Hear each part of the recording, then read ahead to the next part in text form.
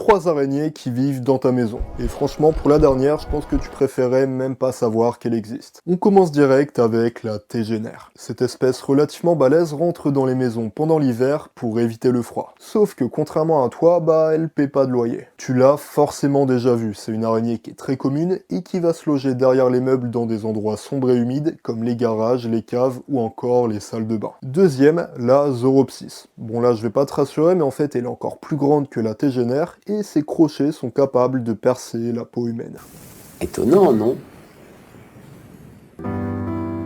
Cette araignée originaire de l'Est de l'Europe a la particularité d'avoir mis seulement 15 ans pour coloniser toute la France. Ça veut dire qu'en 2010, elle était inconnue au bataillon. Première place, la Matoutou. Dédicace à nos amis des Antilles avec cette migale qui peut taper les 15 cm de diamètre. Du coup, autant dire qu'elle peut éclater des reptiles, des oiseaux et même Jean-Luc Reichmann. Bon. En fait, à l'origine, la Matoutou, elle vit plutôt dans des forêts humides. Mais les Antillais qui habitent proches de ces zones peuvent gentiment la retrouver dans leurs toilettes ou dans leur chambre au réveil. Évidemment, les araignées sont complètement inoffensives tant que tu vas pas les embêter. Actuellement, en fait, elles sont simplement à la recherche d'un coin chaleureux pour l'hiver. Et perso, je les accueille comme colocataires avec grand plaisir, étant donné qu'elles sont hyper utiles, parce qu'elles vont réguler les populations d'insectes un petit peu chiants comme les moustiques et les mouches. Du coup, dans les commentaires, dis-moi quelle est ton espèce préférée, et envoie cette vidéo à quelqu'un qui a peur des araignées.